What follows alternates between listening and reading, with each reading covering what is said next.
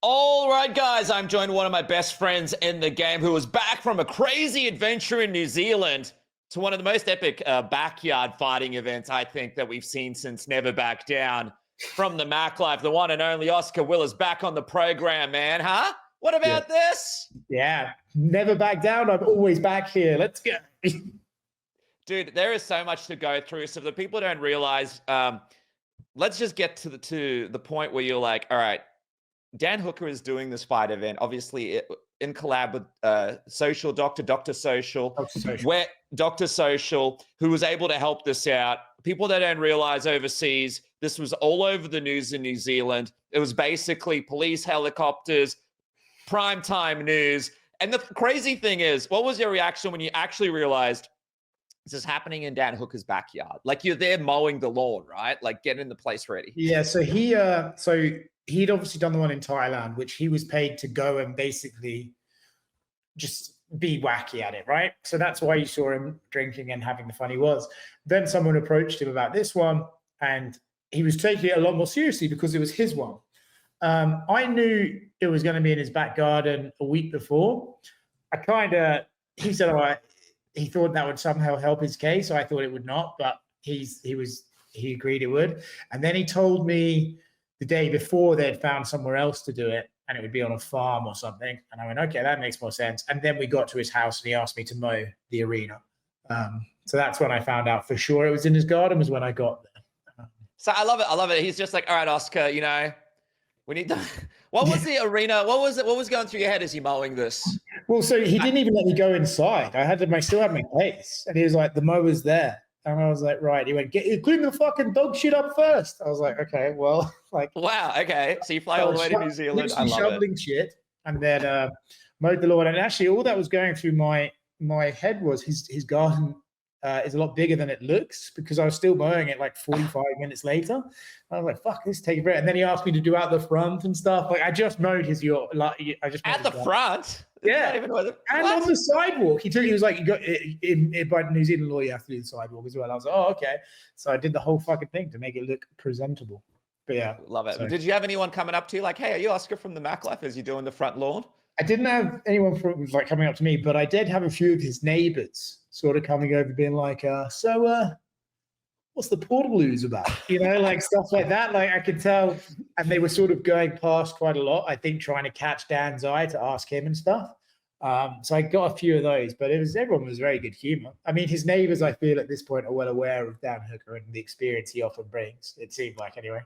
Well, Dan Hooker was all business on this one. This is a real, for people that haven't watched it, jump on Oscar's Instagram. Make sure to follow him at Oscar Willis. And of course, there's a lot of more footage and stuff coming. And of course, the full video, we'll talk about that in a second. But this is you sort of talking to Dan and being like, hey, man, I've noticed you're really in the zone. Fight, everyone gets super into it. So for the last 10 seconds, they hear the energy. I also like whenever there's a knockout, you don't react at all. One, two, three. You want to continue? No. Next. That was by far away not the only time he did that. It was next every so often, like every time. You know, he really was like. And then in between the semi-finals and the finals, no, between round one and round two, someone said, "All right, lads. Yeah, 15 minutes, we'll start round two." And Dan went, no, 2 minutes. And then it's like right back to it. He said at the beginning, he did a speech to them all. And he said, look, guys, once this starts, we're rolling through. He's like, I don't have time to waste. We're rolling through these. And if someone's injured, he said, to anyone who loses, stick around and keep your gloves on, because this shit's going to be wacky. Something could change and anyone can come back in. So he knew he wanted fast pace. And actually, in the end, it was 32 fighters. Every fight was done in 45 minutes from start to finish. So we got, I think, Dude, that's insane. That's like, people don't know. That's so hard to do. And that's with like them figuring out the next matchups and stuff like that. It was 16-8, 4-2-1. And he in under 45 minutes all in without the breaks. Mowing the lawn isn't the only thing you did. Obviously, there's a lot of stuff you did on the day. What about this? You had to sort someone out with their mouth guard. Let's have a listen. So I'm just boiling this guy a kettle so he can do his mouth guard before he fights, because he was prepared.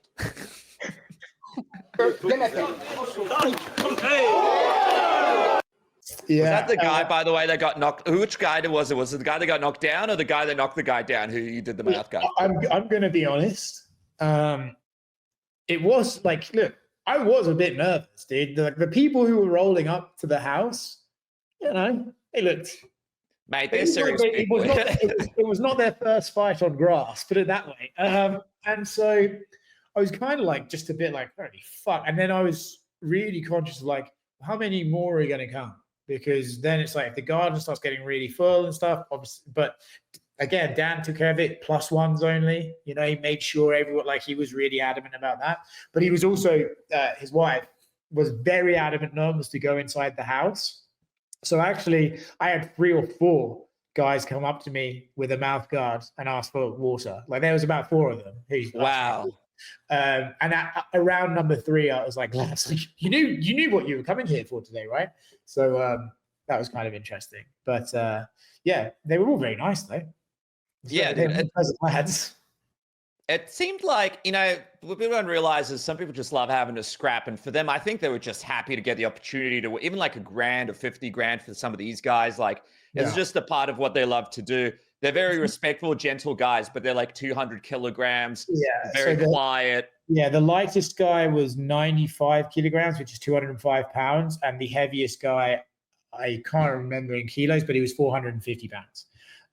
So there's a little bit of a discrepancy with some of the weights, but then that was where the matchmaking came in. Like, again, I want to be clear, like, Dan took it dead serious, much more serious than I thought. Like, we had a referee, we had 3 judges, there was a medic, a couple of medics. They did day in weigh-ins and stuff like that. And I tried to do the matchmaking, and he came in. He wouldn't let me post the video because he was just like, insulting me. But he came in and looked at all my matchmaking and was just like, what, you gonna get me in trouble? Like, what the fuck are you doing? Because I figured you'd do this in a way. He took it very seriously, matched the bigger guys up together at the start and all this sort of stuff. And in terms of them being grateful to be there, I think a lot of these guys are like, for whatever reason, no longer like necessarily allowed to compete in New Zealand. So I think they were really grateful for the opportunity to try and win some money, you know? So I think that was I think a lot of these guys, as Dan said to me, slipped through the cracks of society and like the fight game and stuff, and he felt good about giving them an opportunity to get back in. Yeah, dude, that's a real thing, and also great platform. And by the way, like, for people who don't realize, Dan Hooker is a real legend over there in New Zealand, and an authentic legend who's really been in the area for a really long time. So I think for those guys, just to be able to be a part of this with Dan was kind of like a special experience too. And it was great to see that he looked after him. Any other weird moments or like interesting moments when you're around these like monsters all standing around ready to go? Like, yeah. So it's on the thing, so I'm going to talk about it. So there was a police helicopter overhead all day, and it would go over the house, and then it would try, like, it was doing different things basically. And we felt that while it was not illegal what happened, we felt that if they saw fights in the backyard, they would try and like use that as a way to come in. So every time it flew over, we would stop fighting and all start dancing in the back garden as if it was a party. So these two lads are in a great scrap, have to stop, and one of them starts doing the fucking worm and shit like that. What? Yeah. So that was kind of like, that's a testament to the vibe, like the friendly vibe it was. And then so that was wild. There was another time where Dan had to stop a fight and go, "Don't break my fucking daughter's trampoline," because they're like hitting it trampoline. And one of my personal favorites was these two guys were punching on like really hard, and it got into the bush, and there was a guy behind them just being pushed further and further into the plant, and he posted the Homer Simpson gif, you know, where he just like goes in. That's fucking great. Like, it was really funny. So that was those are the 3 highlights. Oh, and the neighbors like looking over the fence. And I remember looking, like, there was a fight, went to the judges, and I looked, and she was an older lady, and I see her going like, yeah, he won. Like, she was super like, it was so funny, that too. So those were like the 4 quirkiest moments that come to mind. Yeah, there was it was good. It was fun.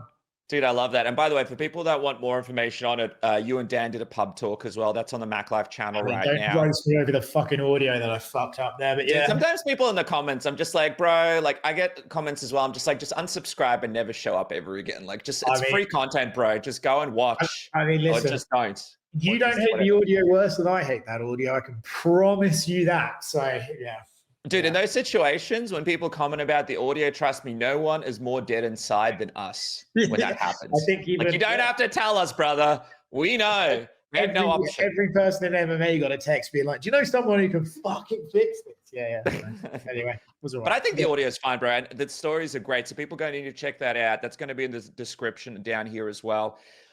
So Dan Hooker said this was the best scrap of the day. Let's have a look at this and react together as there's another epic one here. I feel like a lot of great fights, but this one is Dan Hooker's favorite. Yeah. What were you thinking here as this one was going on?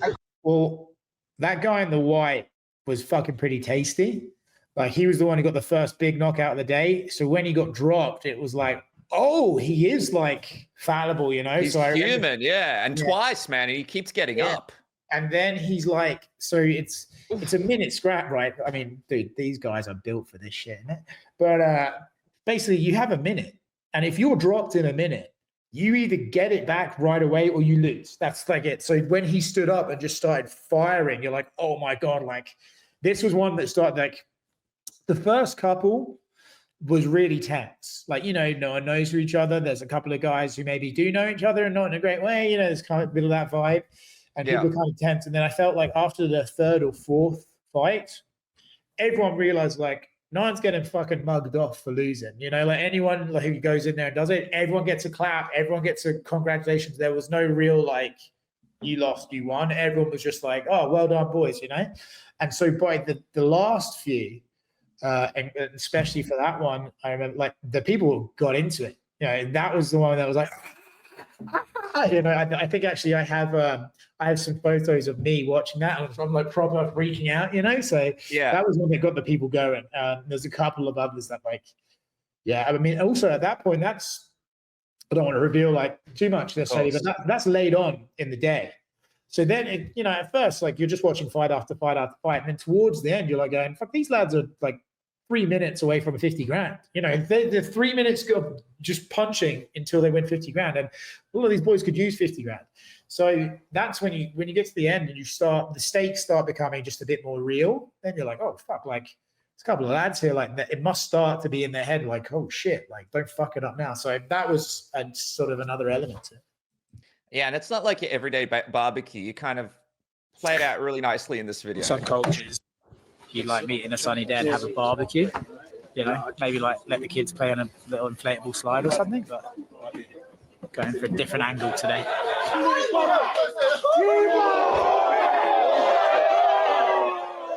He got up and finished that fight, though. That guy, he got up and finished. Really? Yeah, he did. Really? And also, like, Dan spoke on Ariel Helwani show.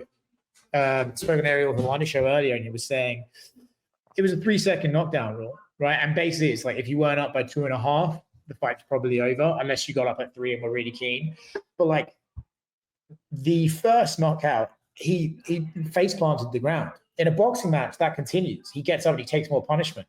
Yeah. Right? So the 3 count actually was like, you know, the concept of fighter safety came up a few times in the lead up to this, particularly by the local area. I don't think anyone was taking any extra damage than they had to because of rule sets like that. You know, I thought it was like an interesting.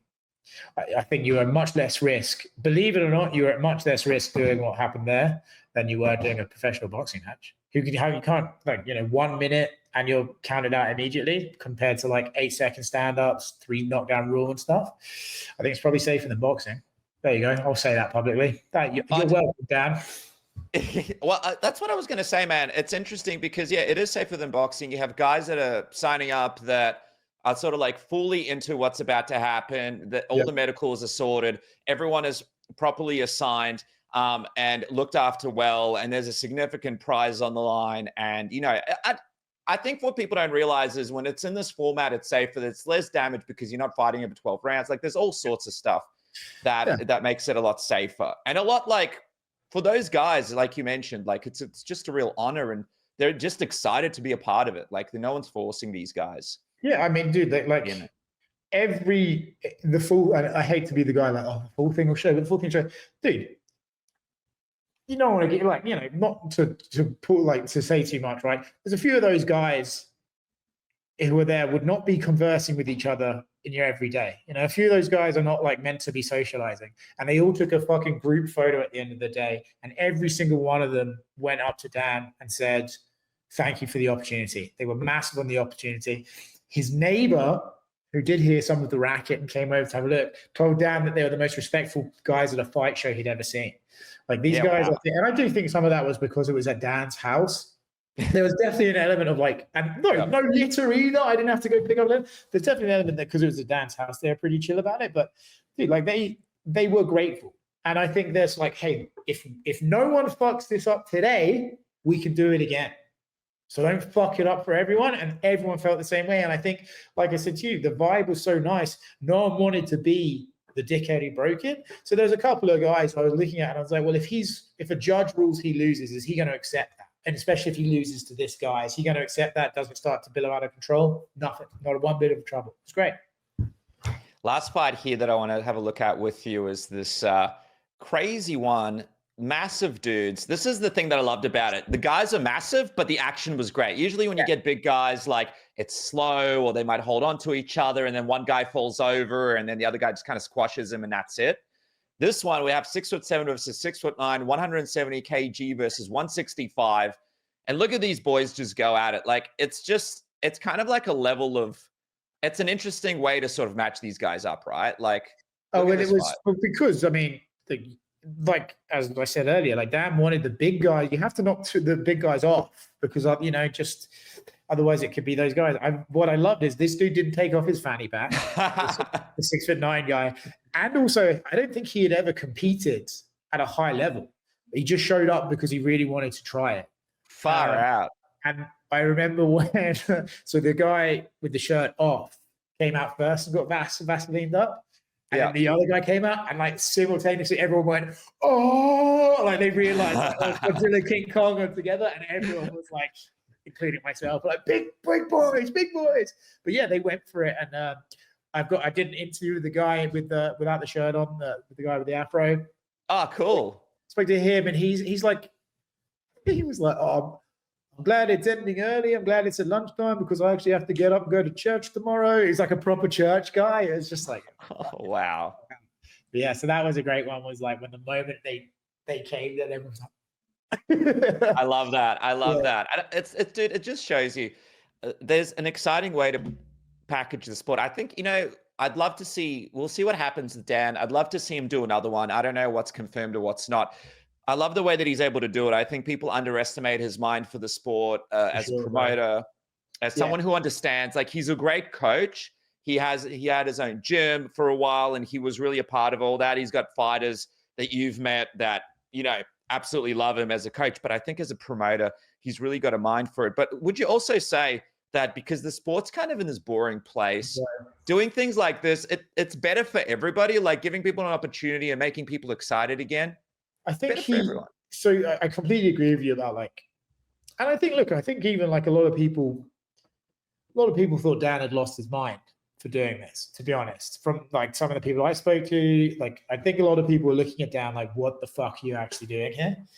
And I think he felt that pressure. He wouldn't admit it, obviously, but I think he realized like this has got to be done right. Or he said to me, he's like, I'm not going to damage the community that gave me my life. This fighting community gave me this house, gave me my family. He's like, I'm not going to damage it. So I think he was a bit defiant, but he understood the seriousness of it. And in terms of his promotion, I think that trip to Thailand really opened his eyes to like the value of social media. And I've never heard the man say content before. So it was quite weird to hear him say like content, but he understood that he believes, and I'll agree with him, that for right now, I think MMA is a bit stale. I think the fighters the presentation remains the same. The fighters have all got to a certain level now where they can kind of just negate each other and maybe like no one has a real advantage over the other. Yeah. I think that happened when you basically started training MMA rather than training the different things.